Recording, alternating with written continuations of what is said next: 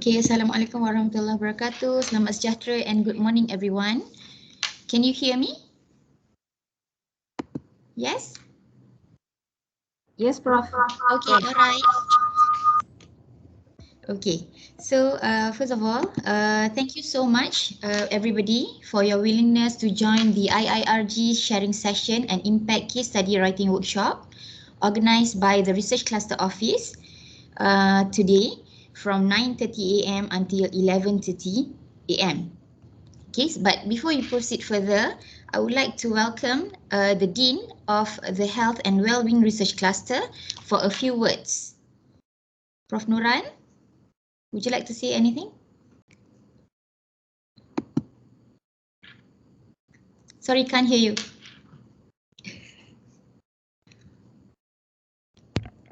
Hello, mic testing. Can you hear me? Very far, very soft. Very far. Mic testing again. Is it better? Okay, yeah, better. Thanks. Sorry for that. Sorry. Assalamualaikum warahmatullahi wabarakatuh and a very good morning, everyone. Thank you very much for attending this session today. I guess just a brief introduction about this session. We aim to highlight two things.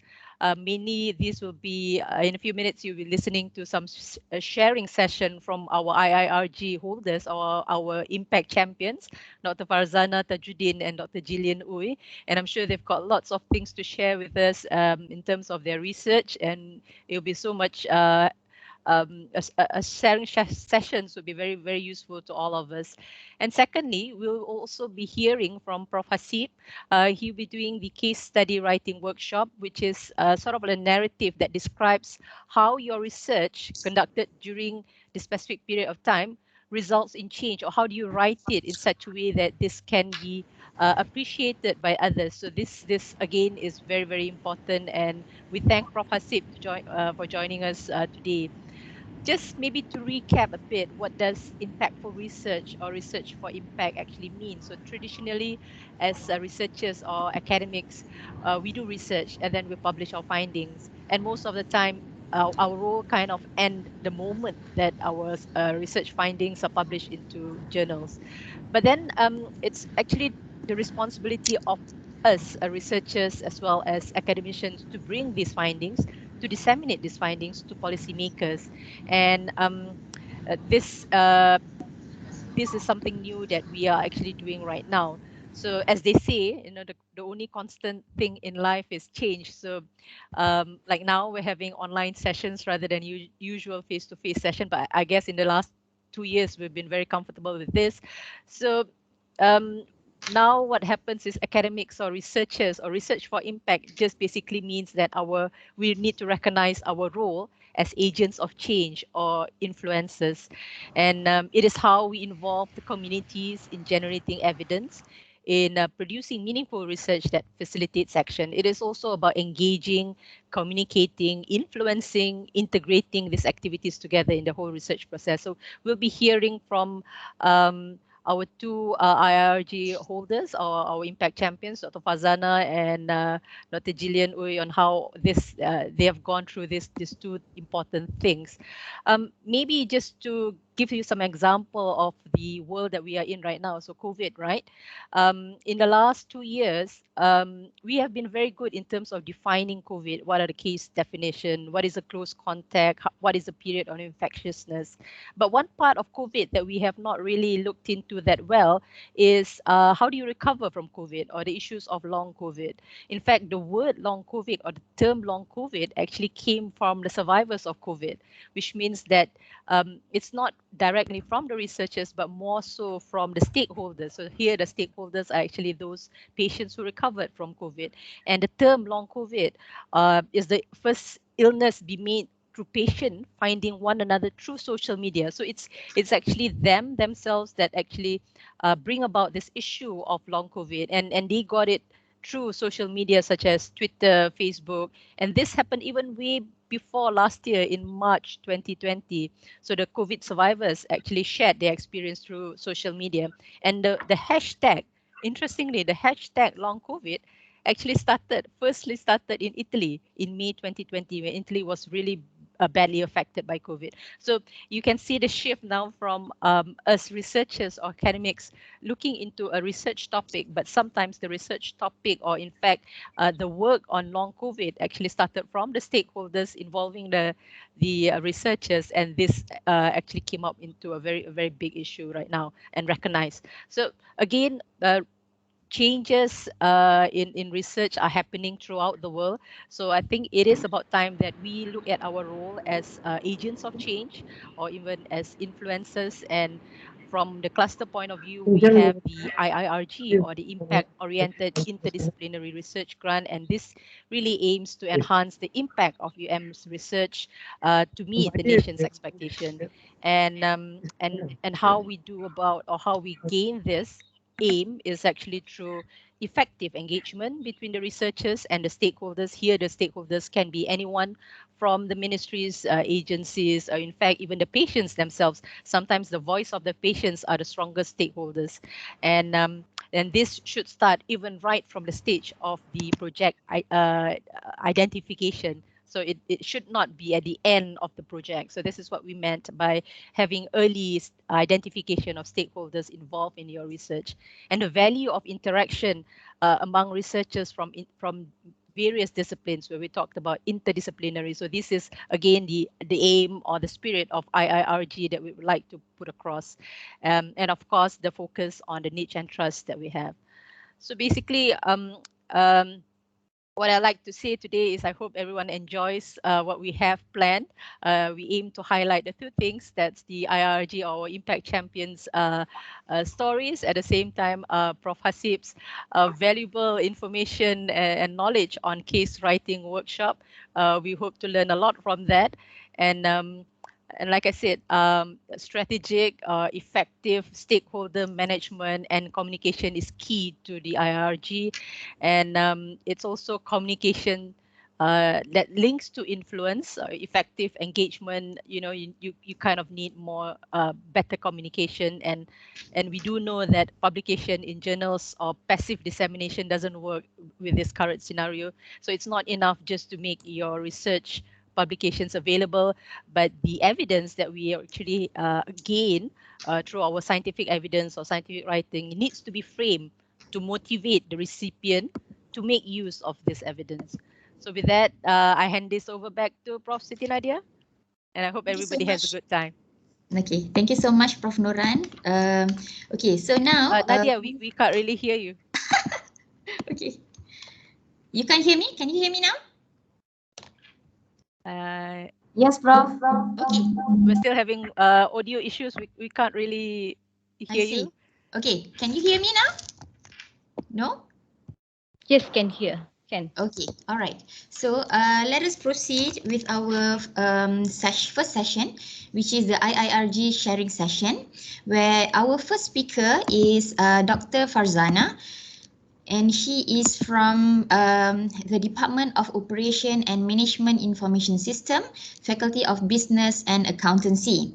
So she has been involved in research such as specialized mobile application for elderly, open innovation, social media governance, and e-learning personalization system for different student needs and modalities. So her research title for today is Specialized Health Mobile Application to Support Active and Healthy Aging, where she is the recipient of IIRG Cycle 1 2019. Dr. Farzana, you here? Yes, I can hear you. All right. Okay. Okay, let me share the slides first. All right.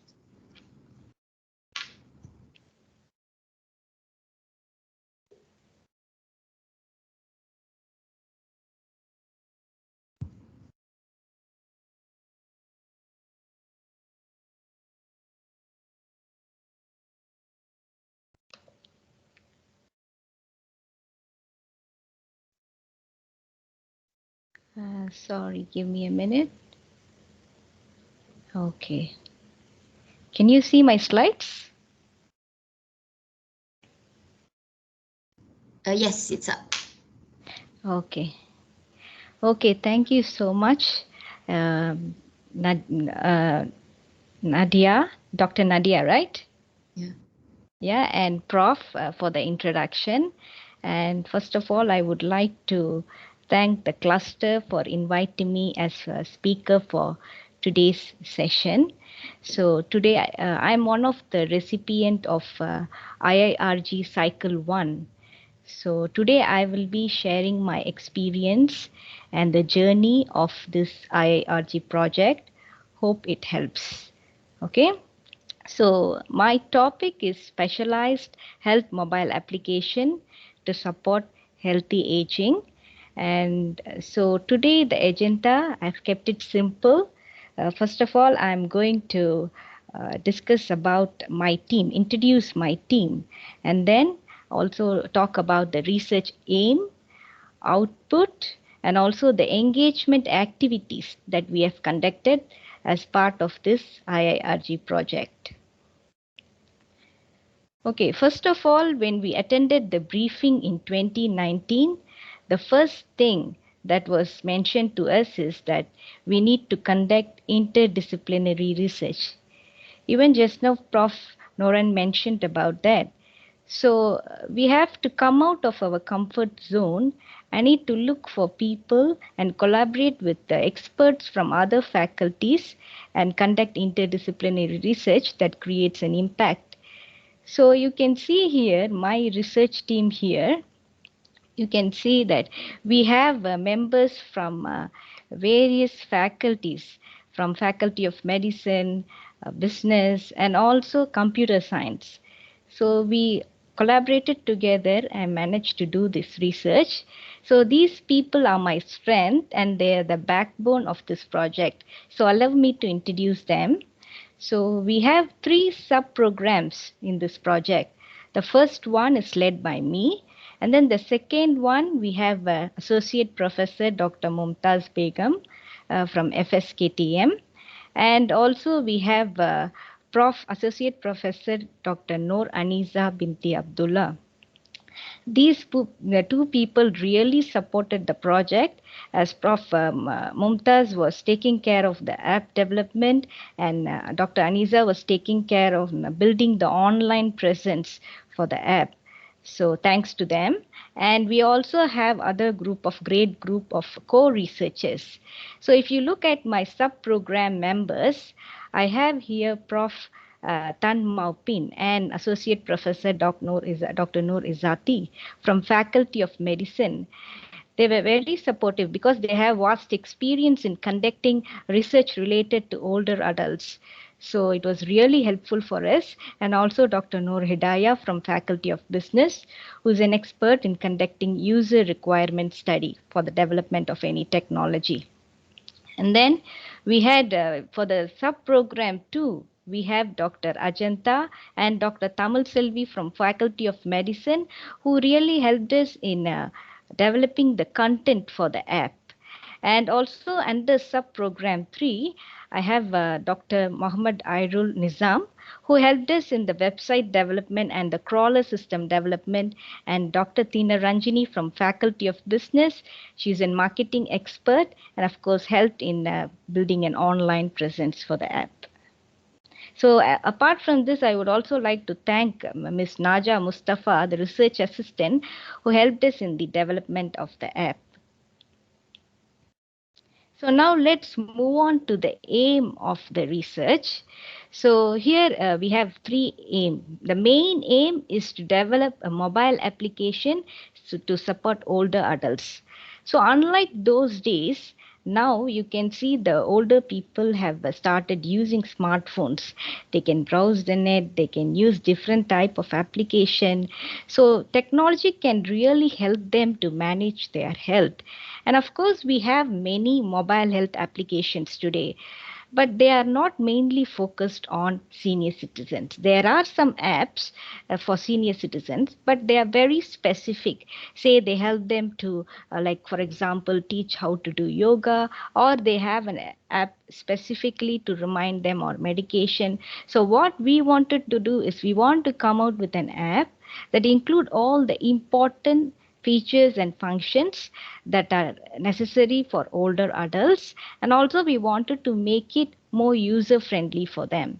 So first, even before developing the app, we wanted to understand their requirement, their needs. The first aim is to understand the user requirement for the mobile health application, and then second is to develop the specialized ML mobile application, and finally developing an app is not an end.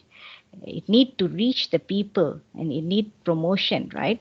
So the next one is to build the online presence of this ML application using proactive recommendation approach.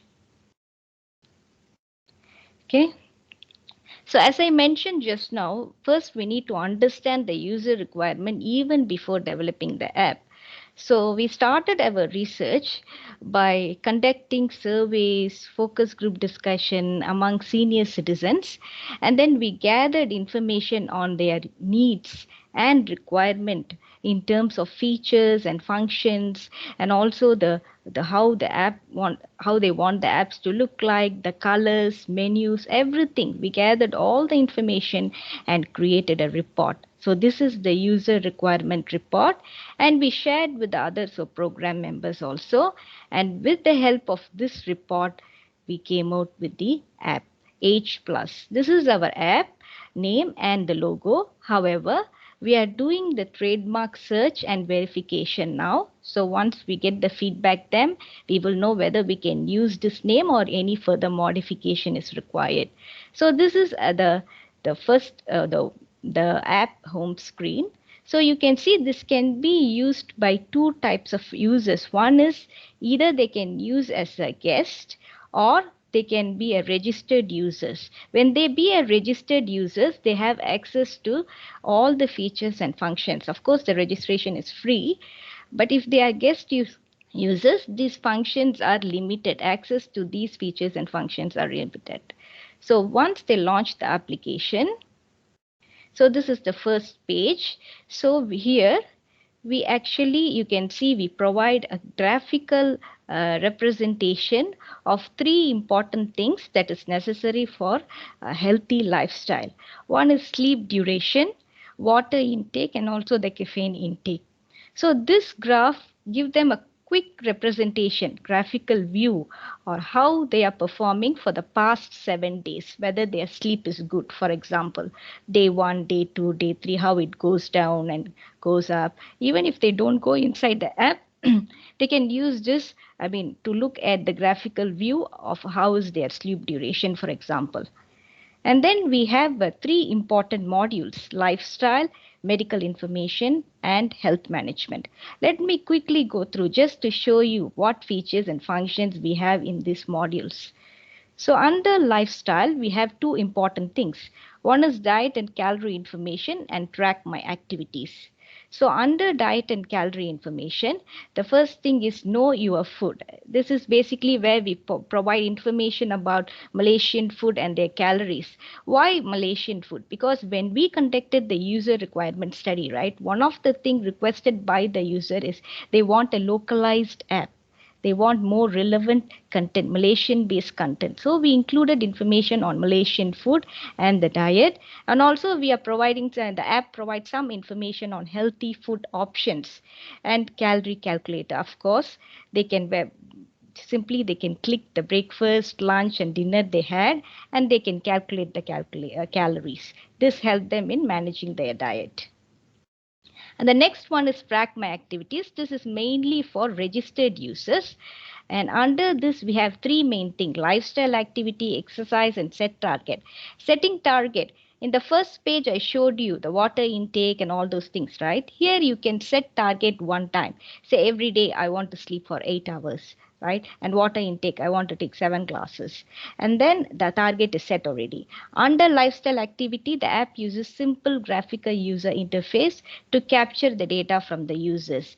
Like for example, we have the images of the glasses of water. They just have to select that. They don't need to type anything. So the app captures all this information and compares with the target and give them feedback every now and then stating whether they have achieved their sleep duration, whether they have achieved the water intake target. So it gives them very good feedback so that they can manage their health well. And next we have exercises. Here, of course, the app can calculate the footsteps, and also the app provides some information on exercises that are suitable for older adults. And the next is medical information module. Here actually the modules collect some information about the personal medical details of the users and helps them to manage their medication, consultation, and also the nearby hospitals. So you can see once you go inside the module, you can add the medication here. Either the users itself can add or the caretakers can help to add. So here you can see, since if you are a older adult, you want to add the information, we have made it easier by using this speech option here, speech based function. Just by clicking this, the older adults just need to say the name of the medicine. They don't even need to type. So all the information can be saved and then it will be reminded in the home screen. This is an example of consultation. You can see all the information can be entered and then the reminder will be shown in the home screen of the lock screen of the smartphone itself. So it reminds when they have the appointment, for example. So it's easy because as they grow older, they have a lot of memory issues. This kind of reminders for medication and consultation is really helpful for them. And then nearby hospitals again.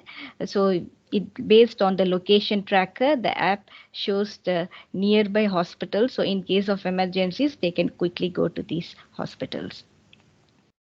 The next one module is the health management. This basically provide information on common health issues like diabetes, blood pressure that are more common among Malaysian older adults.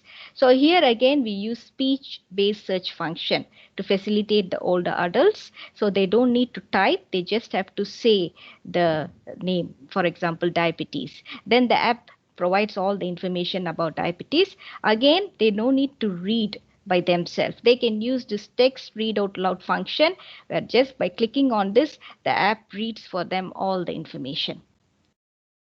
And finally, I would also want to show you the emergency option that we have in our app. So here you can see on the top of the app, we have the emergency. So during registration, we will ask them to give, the app will ask them to give the one contact person number in case of emergencies. So if any emergency appears, they can just click it and it will directly direct them to the contact person number. Or they don't even need to go to the app.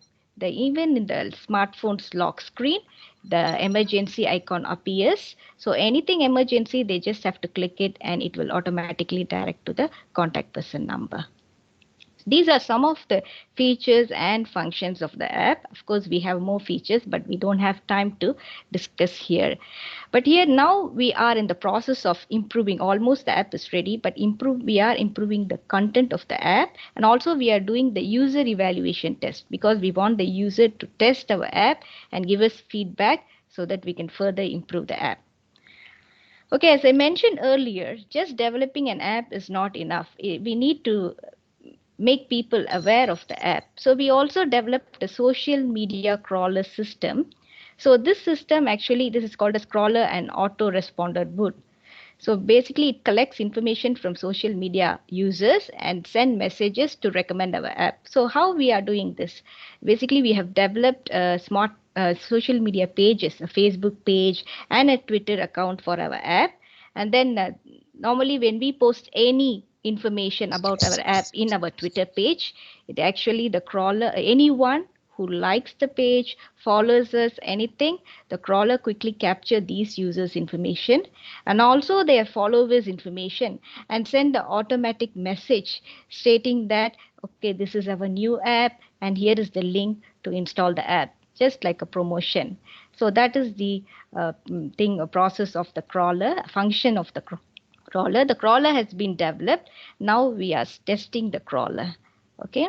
Apart from that, as a part of creating online presence, we have also in the process of developing a website. This is the home page of the H Plus website. And these are the social media pages that we have created.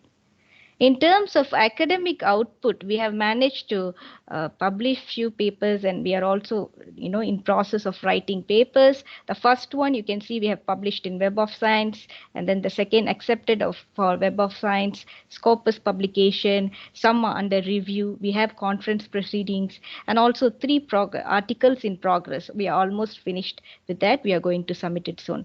Apart from that, we have also doing a media article. We have completed it. It's in the publication process now. We have also applied for copyright for our app and the crawler system and also trademark application for the logo, app logo and the name. This is the most important part of today's presentation because just now was mentioned by Prof, the engagement activities are really important. So we have attended a lot of briefing by the cluster right from the beginning. They keep on emphasizing on the importance of engagement activities. So based on the advice, we started conducting various engagement activities right from the beginning of our project. So this is one of the activity that we conducted at Full Gospel Assembly Church Kuala Lumpur, and we had about 100 senior citizens where you can see Prof. Maupin giving a speech about our research. She was communicating our research idea to the people, and we received great. The people were very excited about our project, and they said they are willing to give feedback anytime. So this is one of the activity, and we also did in Masjid Al Mujahideen, Damansara Utama, where Dr. Izati and me gave a speech about health literacy and about technology usage among elderly, and we had focus group discussion with the senior citizens where we got valuable feedback to develop our app. And we also did another engagement activity at Full Gospel Assembly, Kuala Lumpur, which is about 80 senior citizens, where I discussed about the mobile app usage. And most importantly, I showed them some of the pictures of our app development initial stage. And again, we had interviews with the senior citizens, and we got valuable feedback from them. And of course, I presented in few conferences. This is one of the conference, Malaysian Healthy Aging Conference, in the early stage of the project, where we discussed about our idea, and there were so many experts in the field who gave us a lot of comments and feedback, which was really helpful for the development of the app. And in fact, I have to do a presentation like in October in a Malaysian Healthy Aging Conference where I want to promote the app, but unfortunately due to COVID, it is postponed to March. So we will be promoting the app in March in the Malaysian Healthy Aging Conference as well. And we are very lucky to have our collaborator as Malaysian Healthy Aging Society. They have been very supportive and gave various feedback and comments for the improvement of the app. And this is one of the discussion with them. And also we had another discussion, online discussion with the management team of Malaysian Healthy Aging Society. We were not able to meet them in person physically, so we did an online discussion. So these are the various activities that have been conducted right from the beginning of the project until today. Of course, we wanted to do more activities and just waiting for the time so that when everything is okay, we want to do physical activities with the stakeholders. So we are very happy to receive this IIRG grant. Of course, in the beginning, we felt a lot of work, but before this, any other grant that we get is basically our focus in on publication. But after getting this grant, it taught us a lot about how to conduct engagement activities, how to communicate our research with the people right from the beginning and get their comments and feedback, which was really useful. And it really directed us to, come out with a very impactful research. And thank you so much. That's all from me. Thank you so much, Dr. Farzana. Okay. So before we proceed further, so I have a question. Yeah. So basically, how did you first get into this research? Because this is actually an interdisciplinary research. So how did you manage to create this particular team?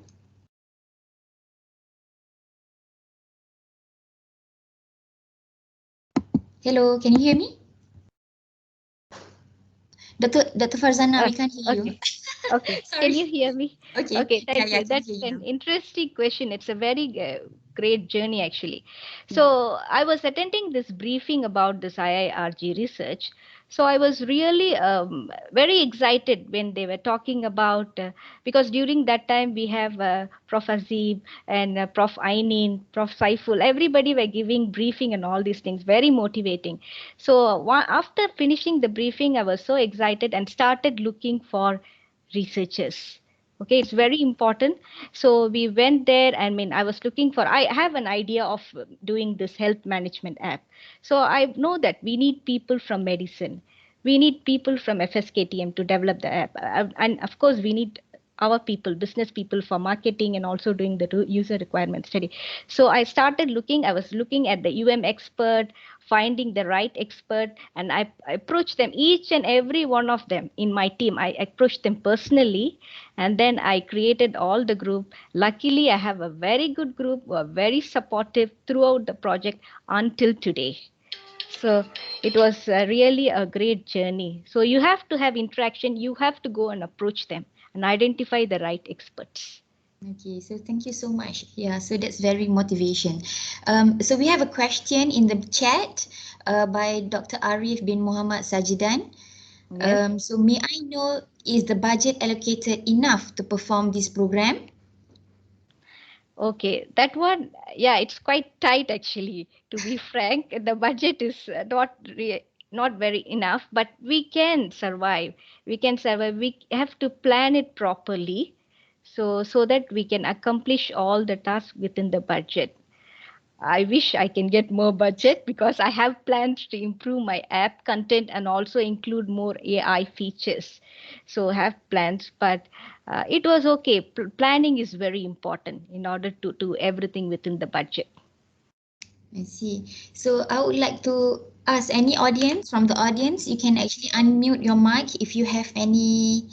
Oh, sorry, he has another question. So what's next from the app? Yeah, just now, as I mentioned, now we are doing the usability study, user testing, because this is where we face challenge because of COVID. You can see our users are senior citizens. So it was very difficult for us to conduct all these studies online. So we are trying our best and we are waiting for everything to open so we can do the usability test, get the feedback and improve it. And we are also planning to incorporate few more AI features to the app before we finally release the full version. Okay, now we are in the testing process. Soon we can accomplish, and we are also looking for more fund to further improve the app and release it. I see. Okay, so I hope that answers Dr. Muhammad Sharif bin Muhammad Sajidan. So we have another question from Dr. Ershadul. He's a guest from FUU. So may I know if you consider the cyber security issues and the protection of personal data? Yeah. I am from the law faculty, and that's why I want to know more about this You can privacy policy. Okay, so when whatever app is collected from this, we don't collect many very personal kind of details. So we collect the basic information from senior citizens, right? So those are the not until now the progress of the app. So whatever information collected is not really create security issue. So the information that are collected are very basic. So I think there shouldn't be much issues in this. Any more questions from the audience? You can unmute your mic. Okay, while waiting for more questions from the audience, so I just wondering, because you have actually do quite a number of engagements, so is there any industrial partner that is actually interested in the app? Okay, industrial partner, that was one of our aim to get an industrial partner, and we are trying to find someone industrial partner. So far we just managed to get the support from the Malaysian Healthy Aging Society. They also said that they are willing to promote the app and everything, but in future I'm going to do presentation in few more places with few industry people. Hopefully we can get a good collaboration with them. I see. Okay, thank you. Any more questions from the audience?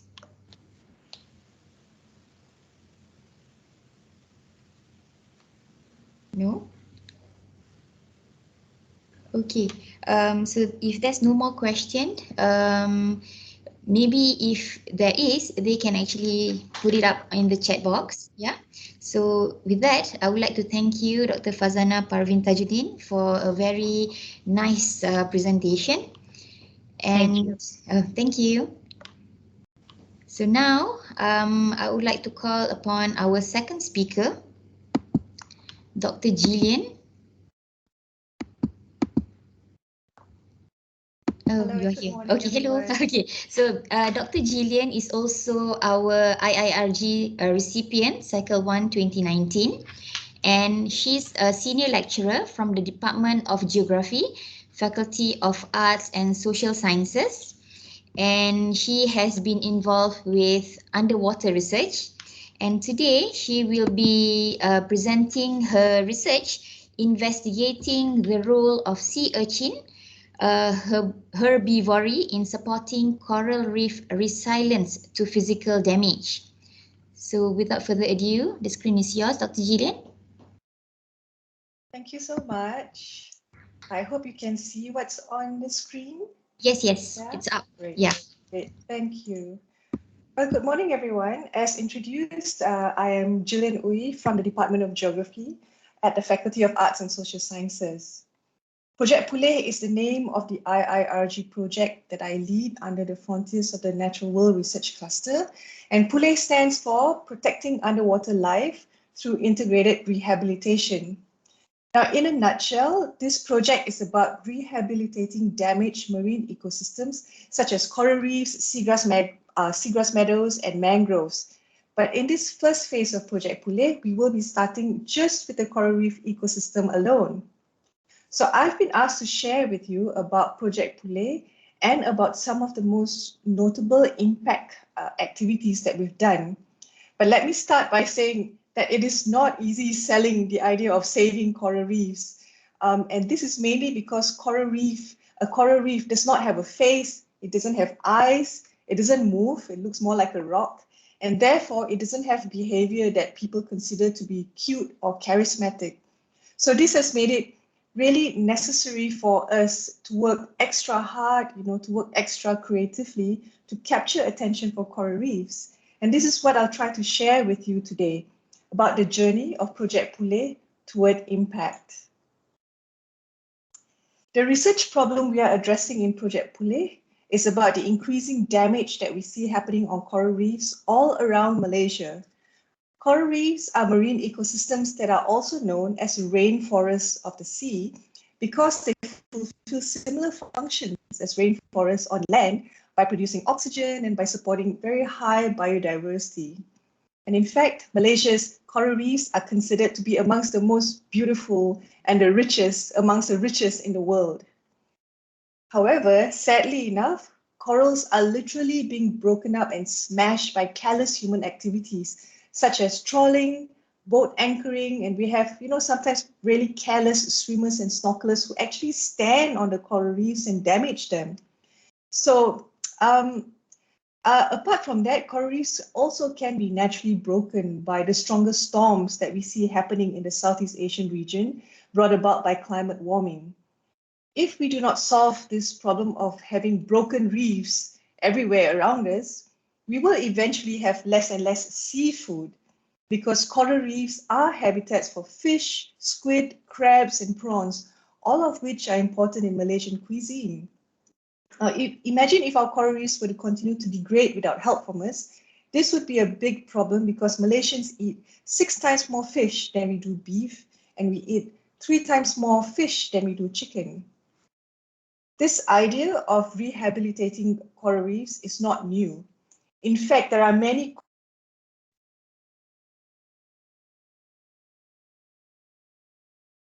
Dr. Jillian, you are muted. You are muted.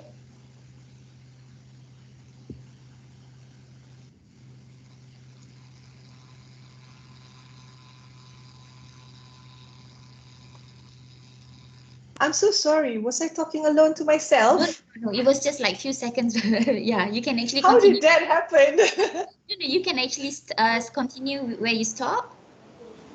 Right. Yeah, I Okay. think it's just an accident. Oh, okay. Okay, let me. So you can see my screen now, right? Yes.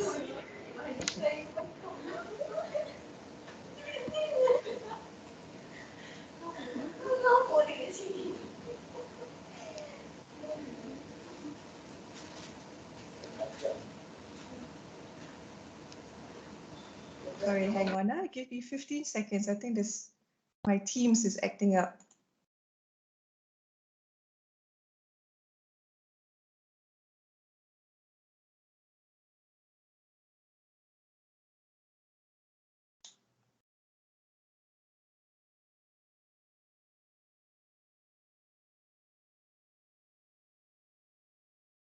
Okay, so can I do a check before I continue speaking? You can see my screen.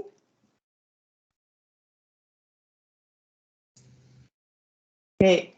And I'll continue where I left off. Okay, so I think what I was saying, well, what was I saying? Okay, I think I was saying that in Malaysia, we haven't figured out how to rehabilitate coral reefs properly yet. So this is the knowledge gap that Project Pule is trying to fill. And our approach is to use a multi-scale approach that includes studying corals at the molecular, colony, and ecosystem level.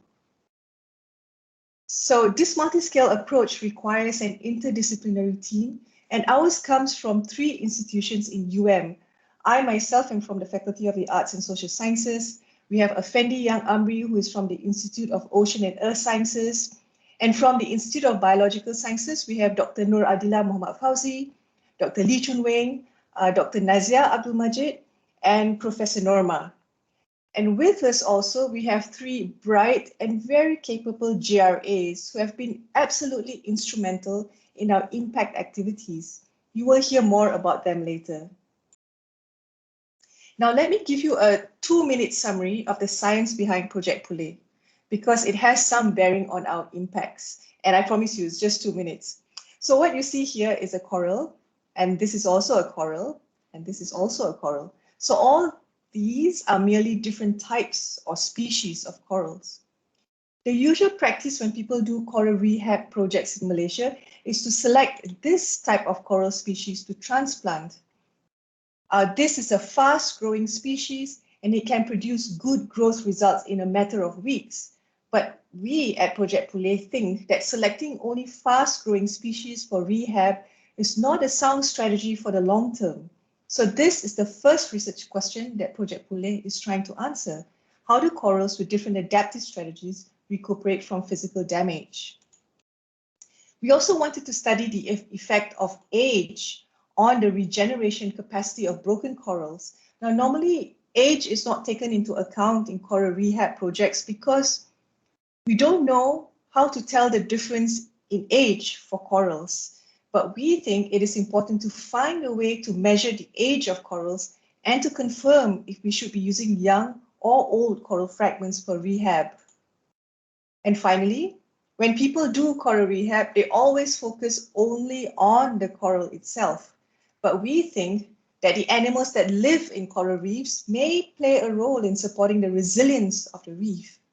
Sea urchins, for one, which are these round spiky animals, they're very widespread on coral reefs, but they're highly unpopular, and we are targeting them for study. In fact, they're so unpopular that the state government of Johor was thinking of killing off all the sea urchins in tourist areas because the tourists were complaining about how scary these sea urchins looked. Now, Project Pule is the first study in Malaysia to experimentally confirm the role of sea urchins in helping damaged coral reefs to recover. And we have found that far from being useless, sea urchins are in fact the gardeners of the sea. They actually clear away seaweeds from the seabed by grazing on them. And in doing so, sea urchins ensure that there is space for baby corals to settle on and grow. And that is how reefs naturally recover. So that's the end of the science part. Now let's move on to the impact. When the research cluster asked us to do our impact planning, we came up with this diagram at the end of 2019. So we had short-term, medium-term, and long-term goals to make an impact with our project. So firstly, we knew that we needed a catchy project name, and that is how the name Project Pule was born. It had a meaningful acronym that also made sense because Pule in Malay means to heal. We also knew we needed a sound social media strategy, and we knew we needed to be consistent with our social media outreach.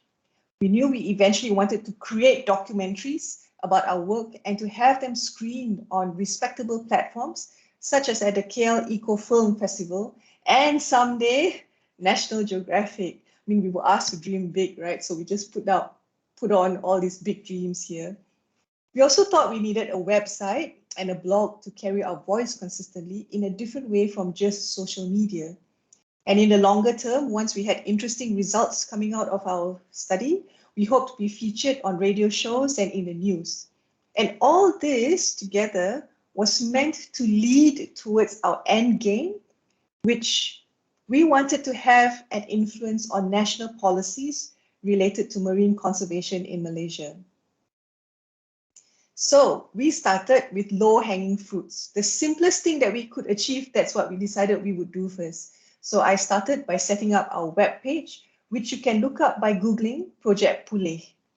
And honestly, this website took up quite a lot of time and a few attempts to get it looking right, because I was not an experienced web designer even to begin with.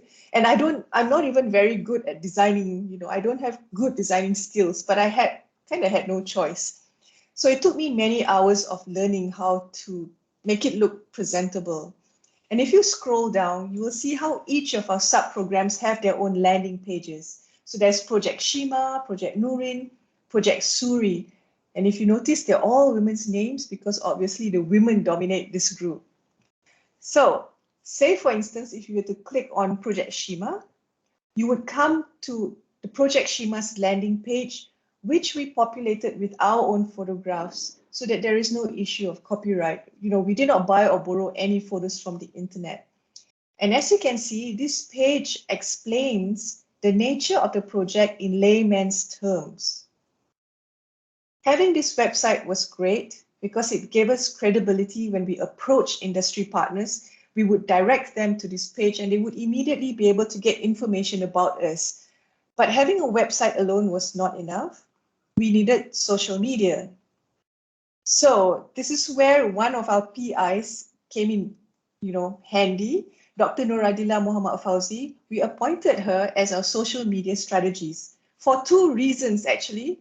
Firstly, she was the youngest amongst all the PIs, and therefore she knew all the latest lingo and trends that were happening on social media, unlike the rest of us. And secondly, we noticed that Adila approached social media strategy in the same way she approached her own research in genetics.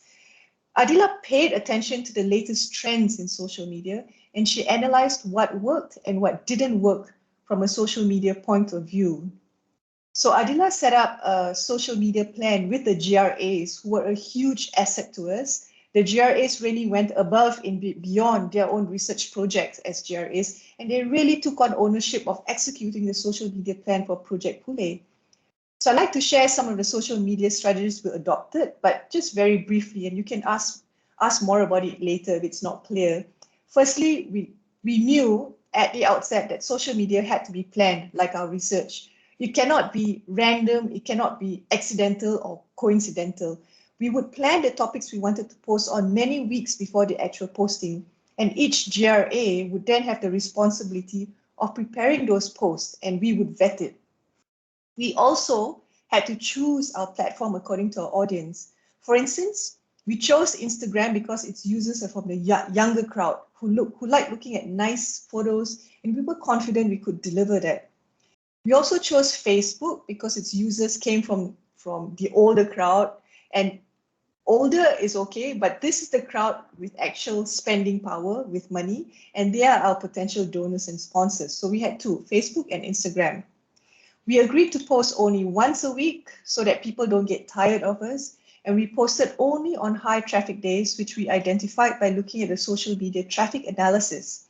And it turns out that, for instance, Thursday and Friday evenings are good days to post because it's the end of the week and people tend to be more on social media on those days, for instance. We agreed to use a friendly, casual tone. Definitely, we wanted to avoid a patronizing tone, which is something that we noticed that in environmental conservationists sometimes can tend to use. For instance, you should save coral reefs, you should not use plastics, you should not destroy the planet. So we wanted to avoid that kind of a tone because it can irritate our audience. And before this, I never knew how important hashtags were, but Dr. Adila obviously gave me a very long lesson in it. So basically, hashtags are used so that people can discover your post easily because they have the same interests as you. So one of the things we did was to come up with our agreed list of hashtags for each of our posts. This is an example of an infographic one of our GRAs produced to explain the importance of coral reefs. And notice that the tone that we use in our posting is very conversational and casual. And we encourage people to let us know what topics they wanted us to post on in the future. And also notice our hashtags that usually come at the end of the post. But you can also embed this in the body of the text itself, of course.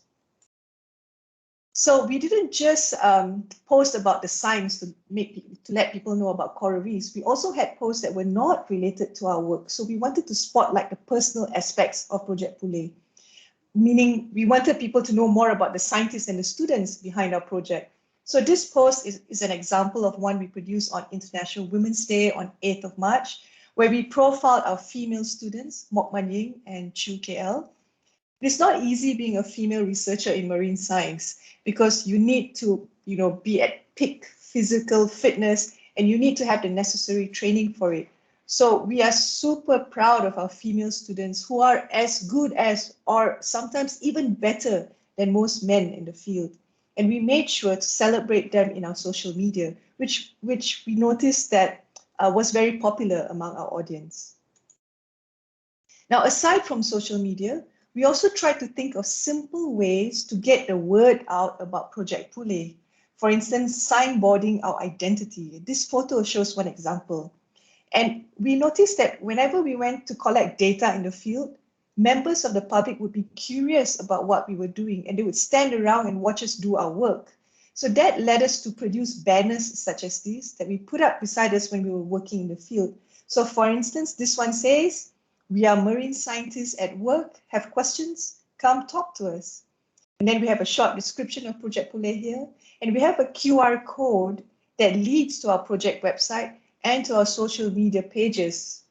So this was a simple but effective way of bridging the divide between us, the scientists, with members of the public. And if you remember, in our impact planning, we wanted to create our own short documentaries, right? But we didn't know how to begin. So we approached a research cluster with a proposal for a video production training workshop. And to our great delight, we got what we asked for, which was a 3-day training workshop with an experienced nature documentary maker. So we created a series of 1-minute videos and 3-minute videos, each on different aspects of Project Pule. Some were purely about the science, some were more personal, and some of them paid tribute to our sponsors. And many people were surprised that we chose such short videos, like 1 minute and 3 minutes. They always ask us, like, how do you tell a story in such a short time, like 1 minute? How can you squeeze in enough to tell people? But the reason we did that is because the average social media user's attention span these days is very short. If your video clip is just 1 minute long, then they would be more likely to click on it and watch it. So our videos were created for people with short attention spans.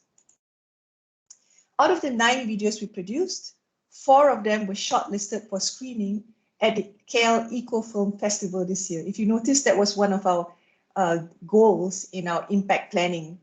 So this festival, the KL Eco Film Festival, or CLEF for short, this festival is Malaysia's first and longest running platform dedicated to promoting environmental sustainability. And they do this by showcasing environmental films and documentaries. So this is the film poster for one of those documentaries, which was written by Effendi, Adila, and myself. And this year is the film poster designed by KL, one of our GRAs, to tell the story of why she's working on the subject matter of coral reefs. And she called it The Broken Garden of the Sea. A Coral's Journey from Reef to Lab is the film poster designed by Jihad Wajdi to show the challenges of working with genetic samples in the marine environment. And finally, we have this poster for Gardener of the Sea by Mok Man Ying, which tells the story of her beloved sea urchins, and she aptly called it Gardener of the Sea. And this Gardener of the Sea has been nominated for the Best Public Service Announcement Award at the Film Festival. And we hope Mok Man Ying will win the award, of course. We're all rooting for her. But even if she doesn't, it's all right, because we think all the GRAs have already done such a fantastic job in actually writing and preparing their own documentaries. The returns on investment we have put into our impact activities has been pretty good. We have established a close and warm partnership with resorts on Pulau Rawa and Pulau Lang Tengah. In fact, two of our GRAs, Mok Manying and KL, were given full board and lodging by the Rawa Island Resort for 18 months. So they stayed on the island, you know. We never even saw them. We just communicated by phone or video. They stayed on the island to do their work. And this allowed them to do work that has never before been done on the subject matter, simply because they were sponsored by our partners to be on the island in their field site every day. We are also working out a partnership with marine civil society organizations such as Reef Check Malaysia and Coral Coup, who will advocate for the use of our coral rehab methods. And I'm especially pleased with the outreach work that the Sea Urchin sub-program has been doing. So for instance, when the Johor state government proposed that they wanted to kill off all sea urchins from coral reefs in Johor, the Department of Fisheries actually reached out to us to ask for advice because they said they had seen our social media posts about our work. And we were able to provide them with convincing evidence that sea urchins are not villains, but are in fact an important component of the coral reef ecosystem. And that is the end of my presentation. There's quite a lot more of impact activities that I haven't reported on because they're the usual webinars, conferences, public talks, radio interviews. What I have highlighted today are what I consider the more notable ones that we have done. And I'd like to say that Project Pule's journey toward impact has been a steep learning curve for us, but with great teamwork, the excellent postgraduate students that we have, and with the support of the Research Cluster Office in particular, it has been a fruitful and enjoyable journey. Thank you, everyone. Thank you so much, Dr. Jillian. Such an interesting research work. Very good comments in the chat box. Yeah. Any questions from the audience?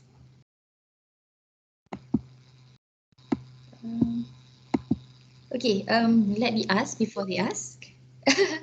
Awesome work, yeah, by Prof. Nura. Wondering, how did you first get into this particular research, Dr. Jillian?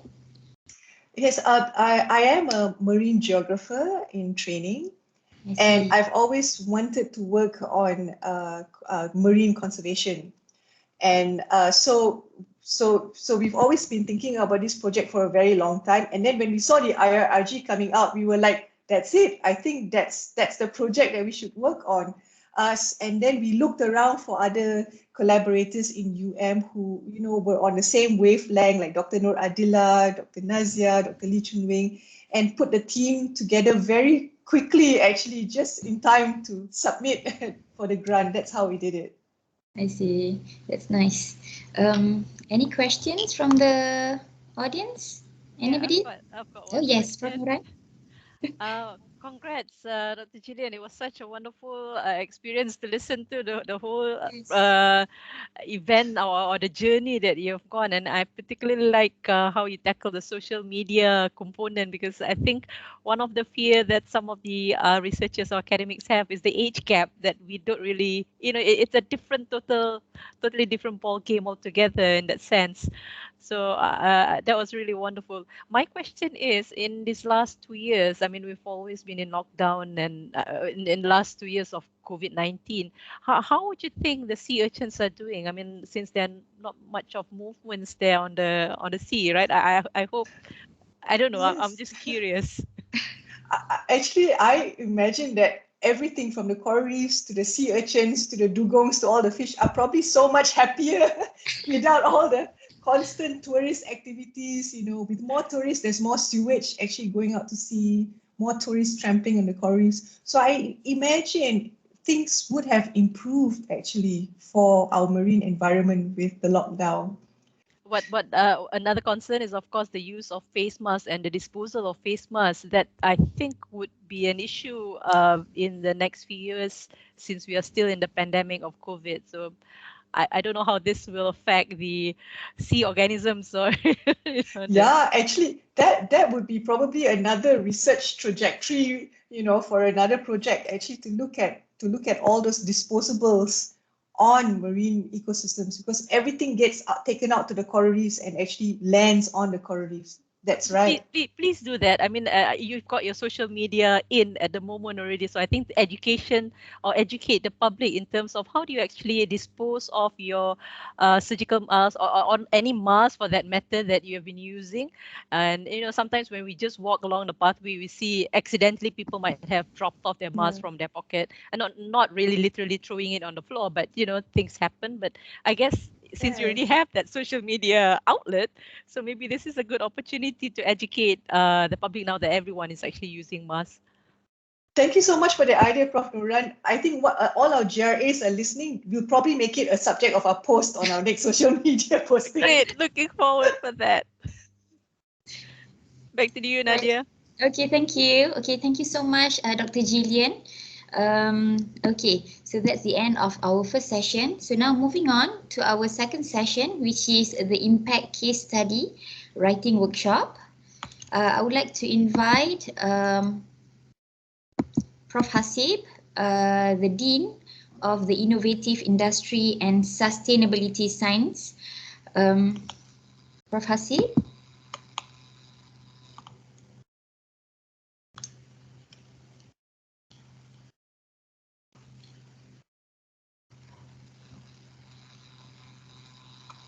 Prof. Haseeb, are you ready? Yes. Thank you very much. It looks like my internet connection here at the department is quite slow. So I tried to open my. Okay. Do you want the research cluster to share the slides on your behalf? Let me try first and see how it goes. Right. Okay, so the first thing I do is share my slide.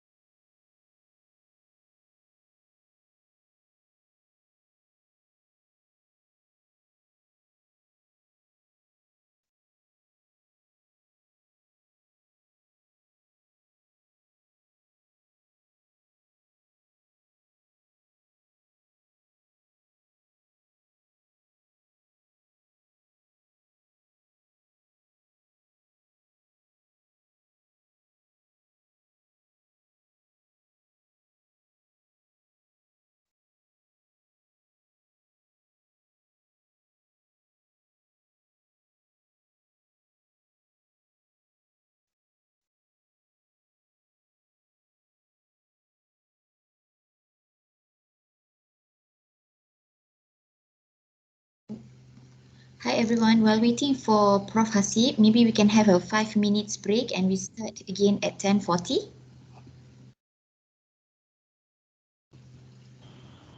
I'm sorry to interrupt you, but while we're waiting, can I have Dr. Jillian's opinion on, not opinion, question for Dr. Jillian. May I know, did you measure the impact of the documentaries on the coral rehabilitations? And if so, how did you do it, Dr. Jillian?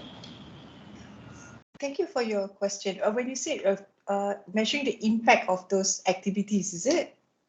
Yes, whether there's yes. Well, in terms of our impact activities, we measured it by looking at the traffic on our page, the number of engagements that people gave us with social media, the number of likes, the number of shares for social media and Instagram, for example. So for impact, that's how we measured it. I hope that answers your question. Yes, thank you so much. We also sort of tried to gauge we also sort of use the indicator of how many reporters and people and NGOs would reach out to us, give us a call to say that they would like to work with us. We also use that as sort of an indicator, and we would ask them, where do you hear about us? So that was another line that we used. I see. Did you do any survey on the ground? For example, people who visit the beach, do they have like improve, for example, awareness for this? Yeah, we did not do that. But that's a good idea. Actually, that's something that we could do in the future, actually. Looking forward for it. Thank you, Dr. Jillian. Thank you.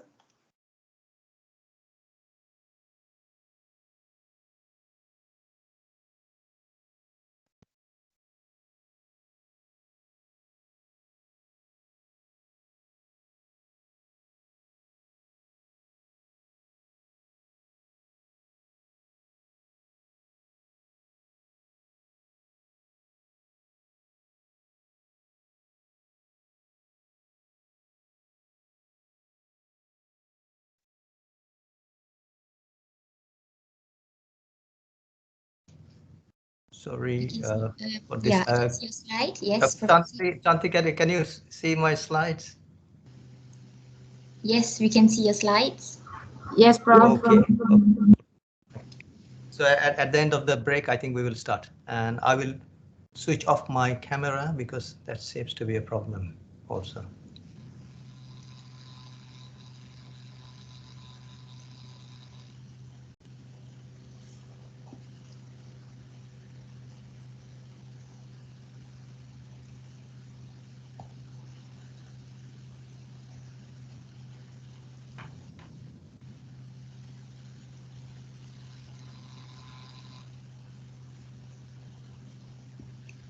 Just let me know when you want me to start.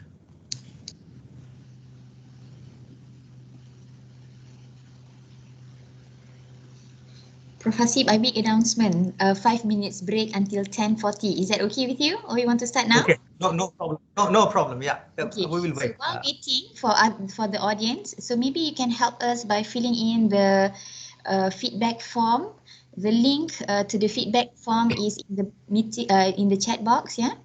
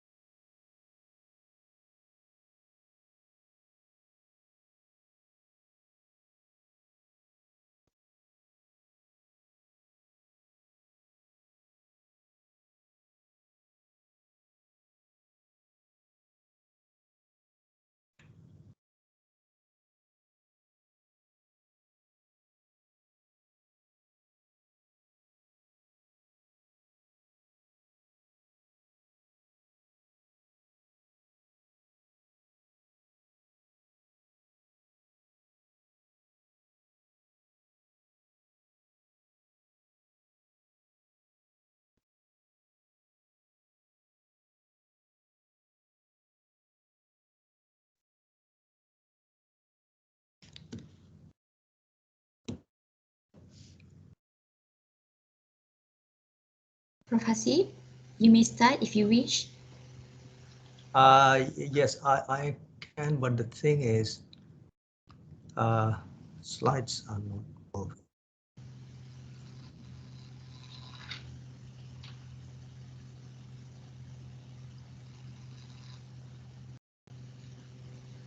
Yes, yes, it is moving now. Oops.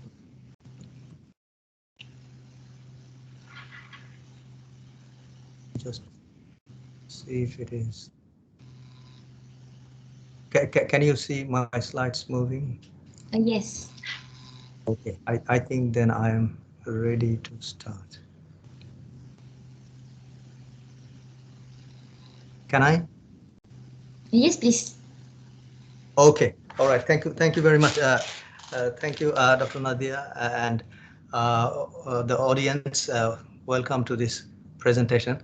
But after those two wonderful presentations, full of fun, I'm afraid you will not find this presentation as attractive. But sometimes I think we have to do some unattractive job as well in life. So take it in that spirit. So we will talk about impact case study writing. And again,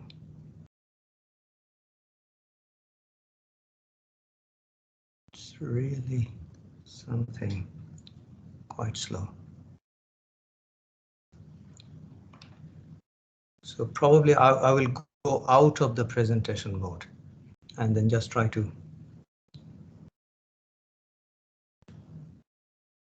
Because this presentation is quite slow. So let me. Okay, let me retry. The thing is, I prepared it late last night, and I didn't have the time to send it to the cluster as well. And that is why probably you don't have a copy.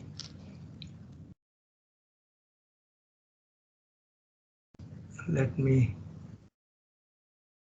close this PowerPoint and I will use PDF just to see if it is better. PDF.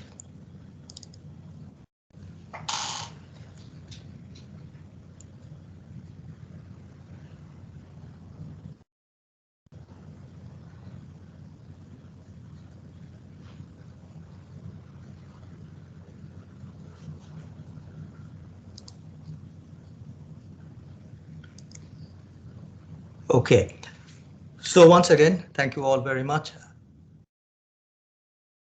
And for this impact case study, we are actually following the UK Research Excellence Framework because they have been doing it for quite some time and gained a lot of experience. And we thought we do not want to reinvent the wheel. So we learn from those who have been doing it and have a lot of experience. And then we use it for our own purpose. And these are the some of the sites that I have been. Prof. Haseeb, Yes. sorry to interfere, but we can't see your slide now. Okay. So let me. Thank you for telling me. Right.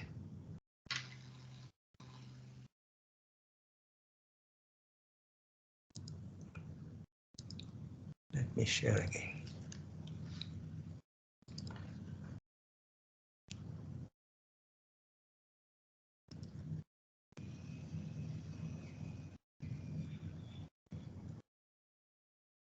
How is it? Yes, it's back up. You can see it now. All right. So these are the sites that I wanted to show you. And there are a lot of information, a lot of resources there. And please feel free to go and consult those sites. So one is the Research Excellence Framework itself, and then University College Dublin, they also have in their own way quite detailed analysis, information, and useful tips about this impact. And Oxford Brookes University as well have quite useful sites for us. So this presentation will have just two parts. In the first part, I will give an overview of research impact once again, because this is something new to us and we tend to forget all the time what it is actually about. And then in the second part, we will talk about impact case study.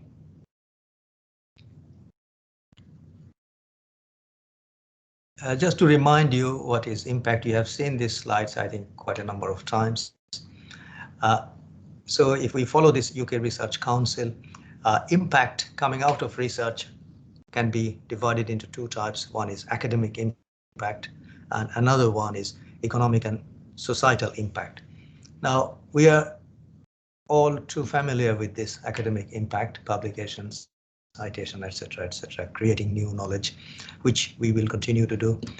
But at the same time, this is something that is additional to us, economic and societal impact. So this is impact which is outside the academia. So, and it has to be demonstratable, which means that if we claim something we have achieved, we have to show the proof. So impact without the proof may not be acceptable by its audience. And again, it is beyond academia. So we still see that there are confusion about this. Some of the academic activities are claimed as impact activities. Now, just to remind you once again that we can divide the impact into 8 types apart from academic impact. And all we do to achieve our impact can be grouped in one of these categories or some of these categories. So we have impact, which is cultural, economic, educational, environmental, health, political, social, technological. So whatever field you are working in, you can claim your impact to be in one of these categories or more than one of these categories. But of course, academic impact that we do, we have to continue with that, because research that has got good academic impact can also create good societal and economic impact if we plan and choose the topic properly. So this is also something that you are not unfamiliar. You have seen that impact is a long journey. It's not 2-year just IIRG, but the main purpose of the IIRG is to inculcate this this mindset that we need to think beyond academic impact, and in the long run we have to achieve our impact and communicate it, tell others, influence others to achieve this impact. So it all starts with inputs, then we carry out research activities, and then we have the first level result, which is output, second level result, outcome, and then in the long run we can achieve impact. And some of the examples of this you already are familiar. The output, particularly, you know, this is your publication, etc., are your output. Patents are your output. On the other hand, outcome are having more wider implication. For instance, just if you come up with a research which is so interesting to the society that the media is interested to cover your research, so that can be considered as an outcome. Or you came up with a device which a company take interest and would like to develop it further, the uptake of a device, so that can be outcome. And then towards the end, if these are successful, if it go to the next level of intended results, then it can bring tangible benefit in terms of one of those 8 categories. And if we want to claim that we have achieved this, then we have to show the evidence. And you also are all too aware that at the beginning we are in full control up to, let's say, output stage. We can control our RA, our lab, we can try to get money, and this is something that we are most comfortable with. But as we go beyond the output, if we want to achieve outcome, then we have to work with others. So we have to influence them. So up to outcome, probably our influence is quite okay.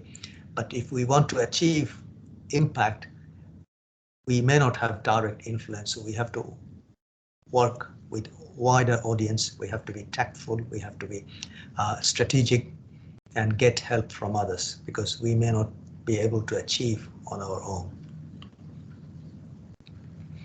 Again, to remind ourselves, I also forget often that what this impact is.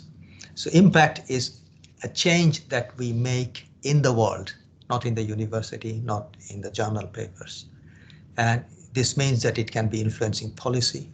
As you have seen, Dr. Jillian is aiming for this. Changing public opinion, generating income out of some activities, improving the design of your system, of your product, coming up with a new process, etc., improving the cultural lives. So these are some of the common examples that you can think of. On the other hand, we have some confusion. Sometimes we claim published papers as impact, which is not impact. Just discussing our research with the media may not necessarily be an impact. Coordinating event activities with the public and generating some interest. So these may not necessarily be impact, but make no mistake, these are essential activities. So these activities will lead us to impact. So we need to take these activities, plan them, as you have seen some good examples in the earlier two cases. Now coming back to the project itself, you have seen this before. You have seen that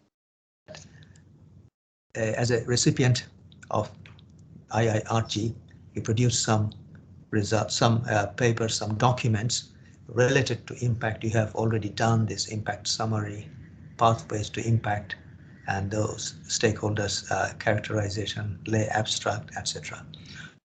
Towards the end of your project, the project holders are expected to come up with this impact case study. So we need to write an impact case study, and that is the main topic for today's presentation now. So that leads us to the second important topic, the main topic, in fact, impact case study.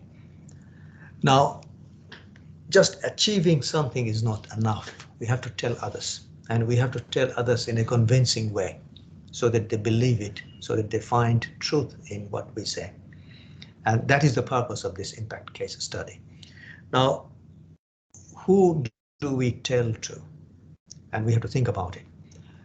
About impact, we do not tell it necessarily to another colleague who is in the academia, because we do that, we communicate with academia when it comes to academic output like papers, conference papers, research papers, we talk with them. But if it is impact, we have to talk with other section of the society. And it depends on the project. It can be government, it can be industry, it can be NGO, it can be community, etc., etc.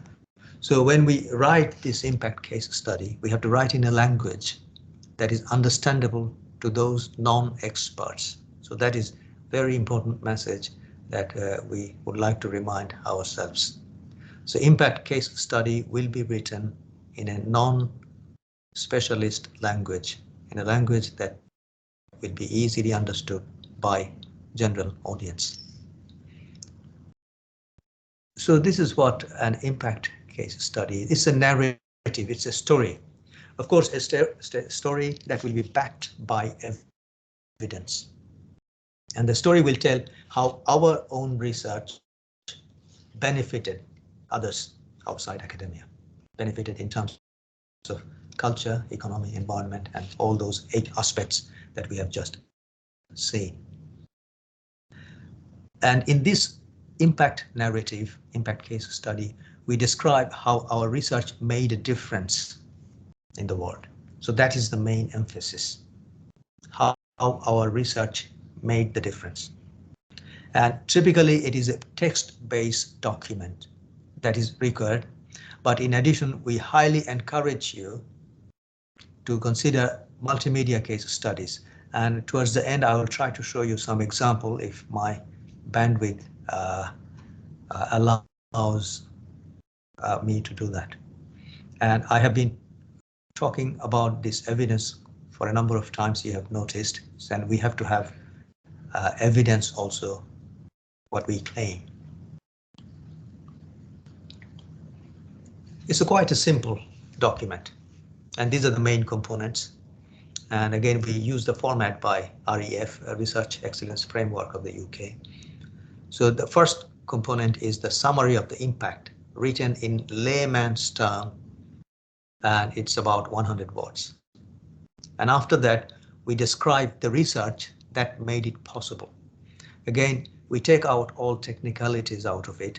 We describe the relationship of our research with the impact, with the finding, and how, when we achieve those in the form of a story, taking out the hard core technical things from this narration. And then we give reference to the research. It doesn't have to be exhaustive, just mention the most important ones. And after that, we have to elaborate the details of the impact. So the number one was summary of the impact, and then summary is not enough because some people would like to go into details. So we need to give a details of the impact, which is about less than 750 words. So in this section, we will describe what the impact that we achieved in our program. And again, in that narration, we have to link it to the evidence. The evidence can be given as an appendix.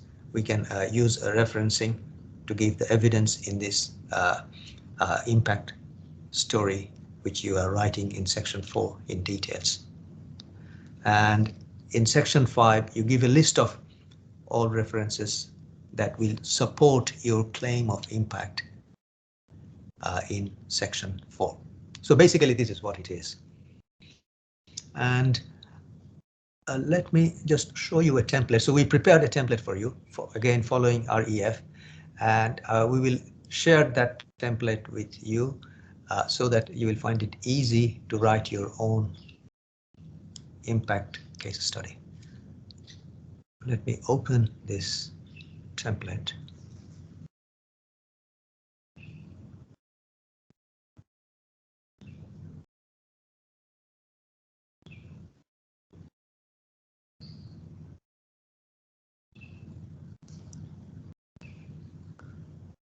It's quite a simple one. Section 1, you just write the title of the case study. Again, this title will not necessarily be the title of your program or sub-program.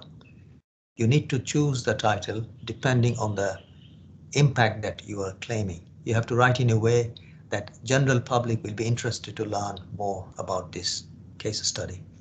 And of course, you write down your names and OPI's name. And for our reference, so we need also the title of the IIRG program. Those sections that I just mentioned, so there are some additional points that you may learn from here. So it gives some detail what to include and what not to include in those. So I will not go into the details in this presentation, just to assure you, so all the things are there. So if you follow them, I hope things will be easier for you to write. So up to 4 and then 5, and that's the end of it. So 5 sections. So some tips are given in this italic passages. Right, so let me close this and go back to the presentation. Now, what makes a case study excellent? There are a few things we have to pay attention to. Number one is articulation, which is that we have to tell the story in a very clear form. the impact or potential impact. Now I have to tell you one thing about it, is that we have to be realistic. We have this 2-year project, and many of our projects may not necessarily have produced impact, but we have a plan. We know the potential impact. So in our case, perhaps we will be a little bit relaxed. So we will see that your narration will be probably around potential impact, not the actual impact. Some of you may have achieved actual impact and have the evidence, but those who have not achieved, don't worry much about it. We want to write about potential impact if that is something relevant to you. We have to write in a very concise and simple way. So it's not the language of a research paper that we use that is suitable for this. So it has to be very simple and concise. We don't put technical jargons there. And we also have to tell exactly which category of impact we have achieved. So as we have seen, there are 8 categories. So you have to tell which one of the categories you targeted or you have achieved in your program. And I already mentioned that it's important that the title of your case study should be attractive, and it should capture the impact, not the technicalities of your research. So this is very important, because this impact case study we plan to share with general public, wider media, so that it creates interest among the audience outside academia. The second thing is, in that impact case study, you will show the engagement and also the attribution of your research towards that impact. You have to show that link. And the engagement, what are the individuals, communities you have talked to, you have to highlight them, write them down, give some evidence. And then you have to show in the attribution part how your research directly contributed, or sometimes indirectly contributed, to the impact. And while writing this attribution, you also have to show evidence. Evidence can be data, metrics, even testimonials. Sometimes testimonials are very powerful evidence of impacts. So you have talked with individuals, you have talked with communities, talked with industry, engage with them, ask them how they benefited from this interaction, and then capture those discussions, write down what they feel, and then show them if they feel that way, then prepare a testimonial for them so that they can endorse it and give it to you, and you can use that testimonial as evidence of your achieving the impact or potential impact. The last thing is you have to highlight the reach and significance, which means that the impact that you're targeting, how many persons will it reach to? How many communities will get benefit? So that is the reach of it. And the significance of it, how valuable is this? And of course, for some project it can be quantitative, for others it will be qualitative. So you have to explain. So how your impact will reach wider audience, how important your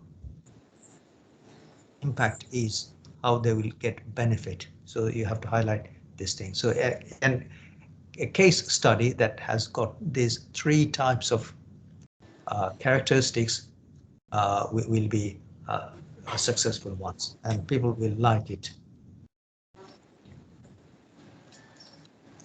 Talking about capture and of evidence.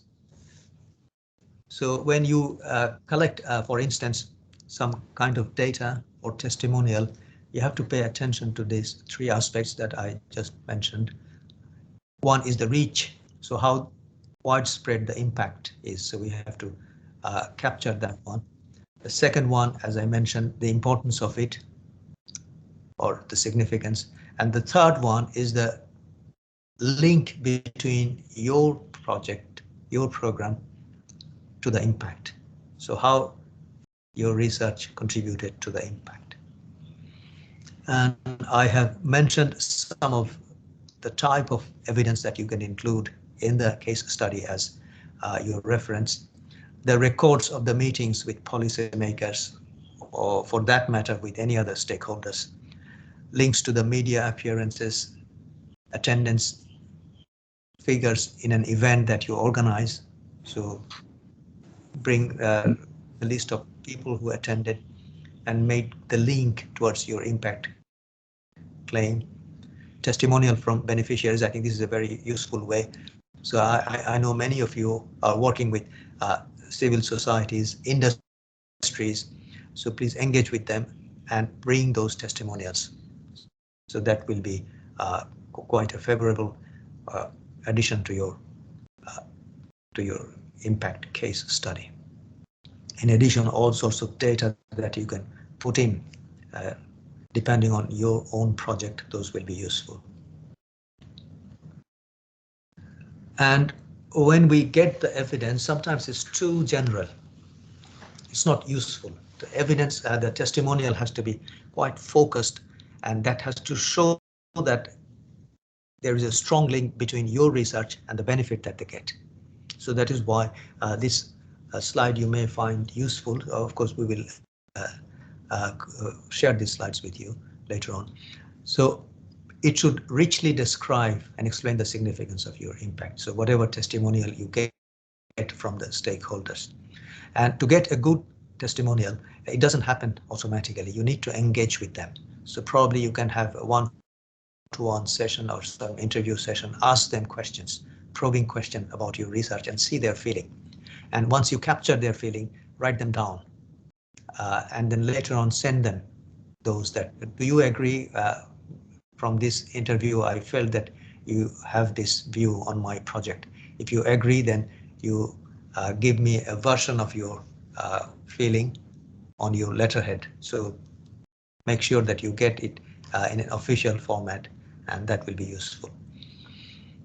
And sometimes from this testimonial, you can take out a concise summary or key points or a quote from there, and you can use it directly in your story writing in the impact description.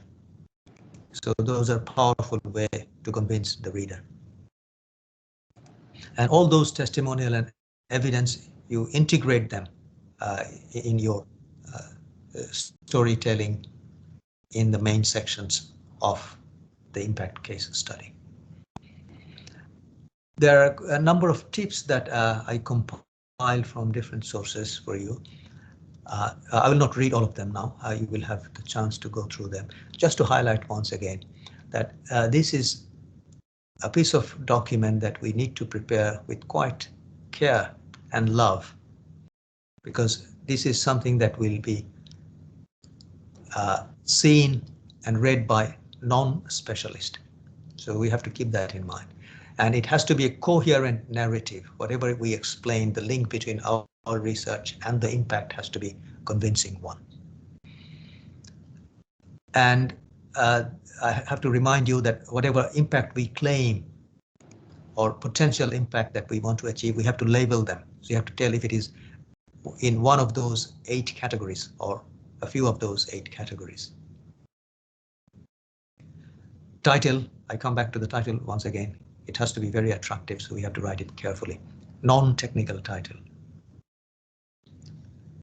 And when we claim the impact, the benefit, we have to specify which group or which target group will be benefiting, so that it's not just a general non-convincing assertion. I highlighted quite a number of times that link between research and impact. So research is the cause and impact is the effect. And this has to be mentioned and explained convincingly in this impact case study. I think with that, this is what I wanted to convey, but at the same time, I had my intention to show you some additional things. So let me just show you some additional thing. a few examples of impact case study. You will get all these documents, not to worry much. So this is, we borrowed it from REF UK. So you see the sections, we are following the same format. So summary of the impact, underpinning research. So that will be the thing where you describe the research in layman's term. And then we have references to the research, details of the impact, that is the section, and then we have section 5, sources to corroborate the impact. So now just to show you the first section, summary of the impact. As you can see, it's less than 100 words, and you will note that it's written in very simple form. But before that, if you look at the case study, see, there is no technicality in this case study. So this is one I borrowed from law discipline. And the case study says amnesty, accountability, and victims' right in peace processes. So that is the impact title. But the actual research title might have been much more technical and complex. And if you quickly glance through this summary of impact, you look at the language. It's so simple. No technicalities there.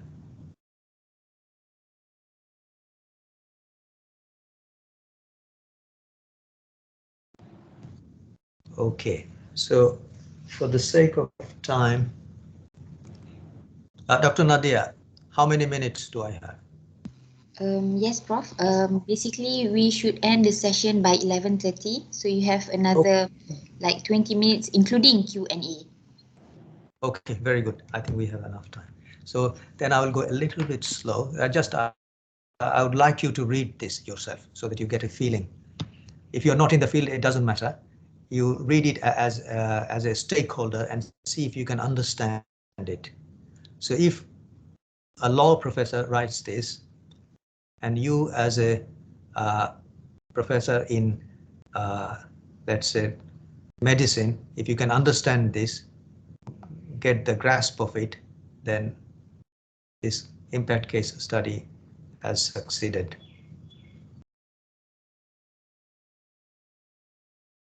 And this is a summary of the impact. The last line, you can notice, shows the summary. But again, you have to elaborate this in another section where you have the explanation of the impact. And that particular one line will be backed up by evidence, backed by narration, timeline of the story, and so on and so forth. But they're claiming this impact have benefited a range of users and contributed to the growing sensitivity of victims' need in conflict resolution. So these researchers must give the proof that it really benefited. So that is the whole idea. All right, let me go to the next one,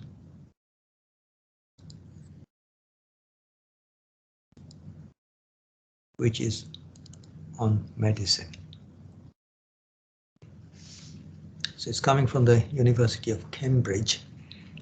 Look at the title, a highly effective therapy for active, relapsing, remitting multiple sclerosis from concept to drug license. Again, you notice that this is newspaper style title. So average reader should be able to understand what it is there. So this is a impact case study in medicine. You will see some technical terms, obviously, which we cannot avoid. But the way it is written, the summary is written, if you read, just have a quick glance. You get the main point easily without being expert there.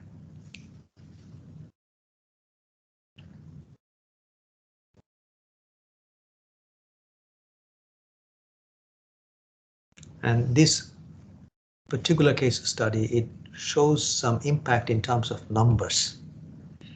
And of course, they have to show the evidence of these numbers. They are claiming some loyalty coming from this.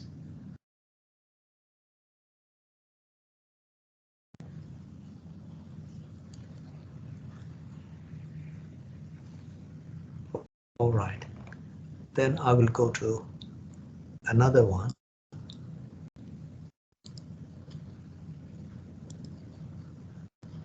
which is from physics. And this covers, I think, it's technical, so it can cover, I guess, engineering as well. It's coming from the University of Oxford. Non-contact sensors for automotive and aerospace applications. So again, this is non-technical, but in my judgment, probably it's a little bit general. It could have been more specific. In any case, if you look at this, the language that it has been written in, very, very general, very basic language, easy to understand.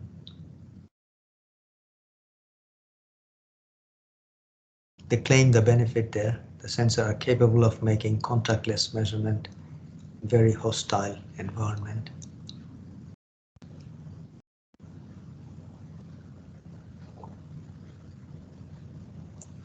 So basically they want to detect different materials, they say, a bit technical.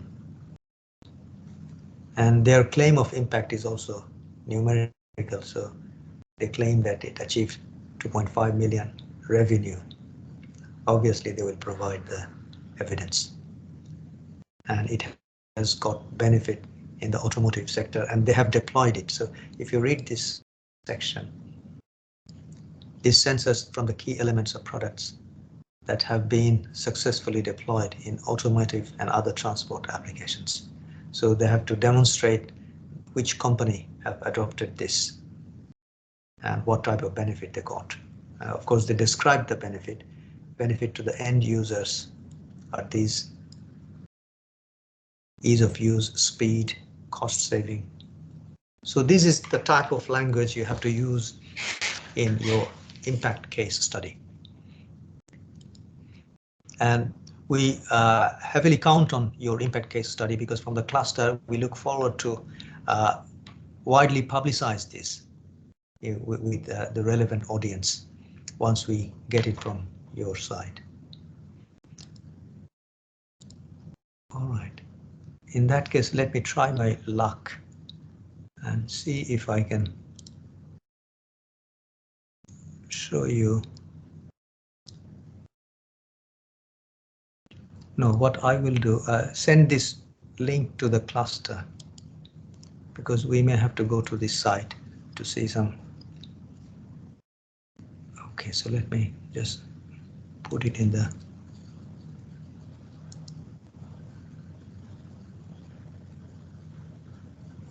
All right.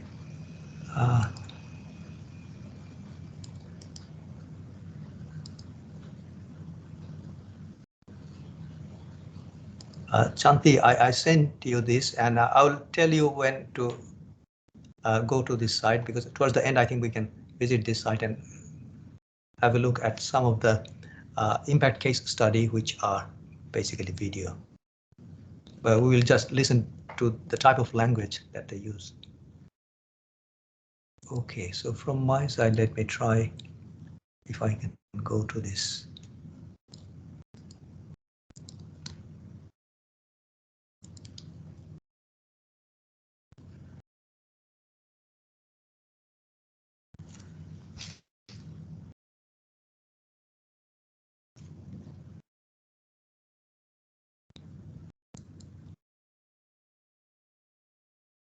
No, I'm afraid.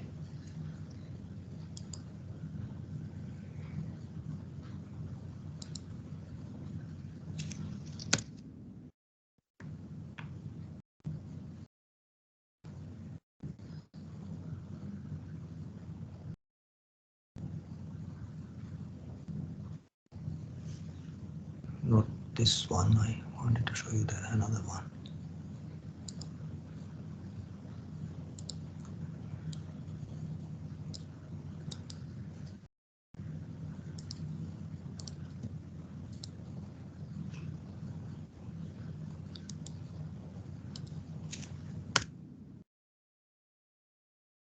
Okay, this link will be given to you, and you have wealth of different types of case studies. Can you see this REF 2014 impact case studies? Yes, Prof. Okay, so if you go to this link, you will see that a huge list of case studies submitted by different UK universities are available there. So I think this is good for us. And if you search them, research subject areas, and you will notice that those impact case studies are categorized under different domain: mathematical sciences, art sciences, physical sciences, chemical sciences, environmental sciences, engineering, agricultural, technology, built environment, so you name it. So everybody will be able to find quite a large number of sample case studies in this website. And please feel free to use them while you write your own case studies. So that is what I wanted to show. I think I have shown this, but let me try my luck if I can show you from this. So this is what is a case study competition, because in the UK they organize this case study competition in the university and also nationwide. And those case studies are very small version of the case study report, and these are just a few minutes long. They talk about the impact in a very simple way, and let us have a look. So eventually we would like to encourage you, all of you, in each program to create your own impact case study so that we can publicize it very widely. And it can be just a couple of minutes. So let me see if my system allows me to use this, and if you can see it.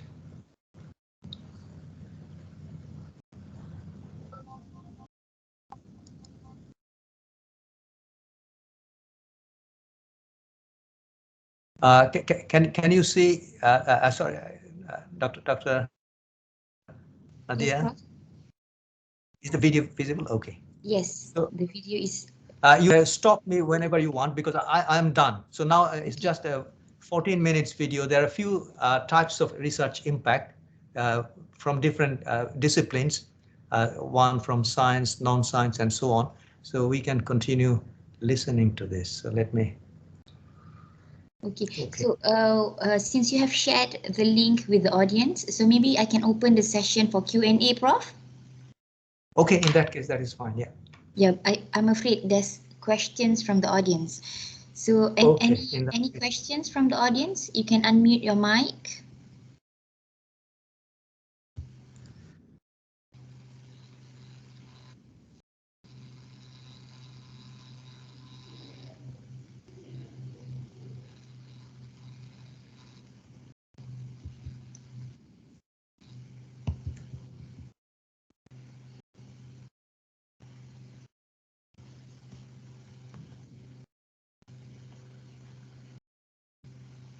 Any questions from the audience?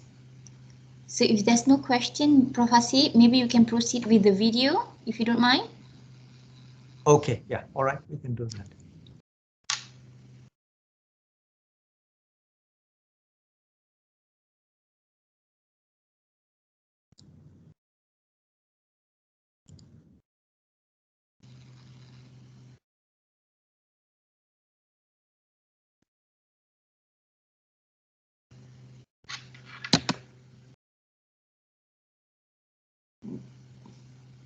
But we can't hear anything, Prof. Haseeb, from the video. So sorry. We can't hear anything from the video.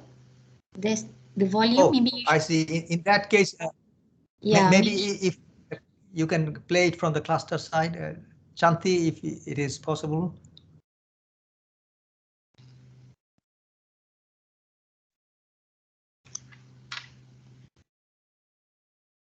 So I will unshare my screen now.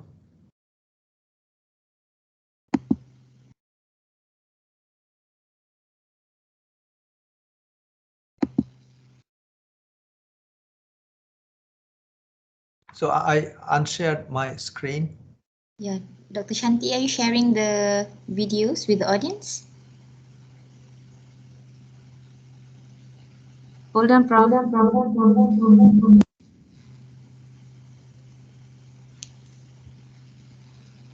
Oh, maybe I didn't share the right one.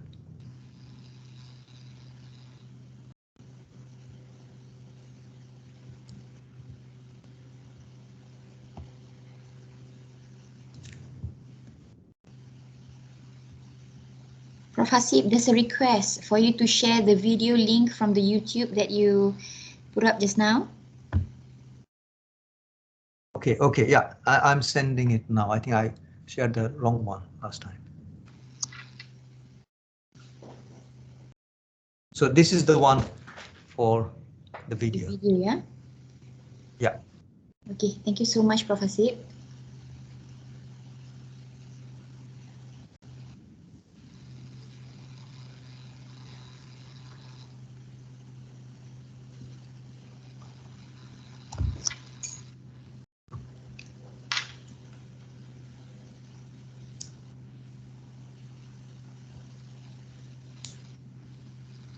So Dr. Shanti, are you working on it, or you want me, we can just actually end the session? Oh, okay. All right. So maybe a few minutes, couple of minutes before we end the session.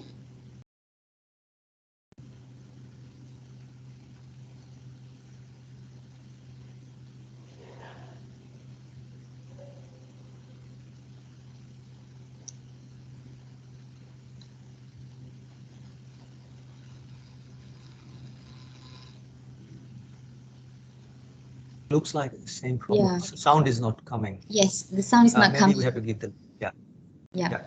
Okay, so if that's the case, maybe each, maybe all the audience can actually view the video by yourself. So with that, I would like to end our session here for today, the IIRG sharing session and impact case study writing workshop. So a big thanks to Dr. Farzana, Dr. Jillian, as well as Prof. Haseeb for contributing today. So the Research Cluster Office will be sharing the link of the recorded video as well as the materials that have been shared by Prof. Haseeb in this particular sharing session. So with that, before we end, so maybe all researchers can actually switch on the camera so that we can actually snap a photo.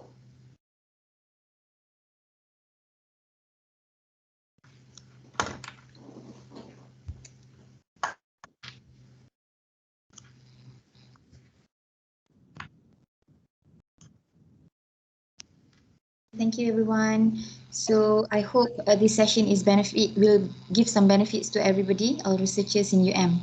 So thank you.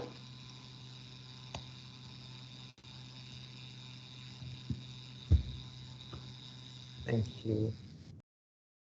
Sorry about the technical issues. No problem, Haseeb. It's okay. Thank you, everyone. Thank you.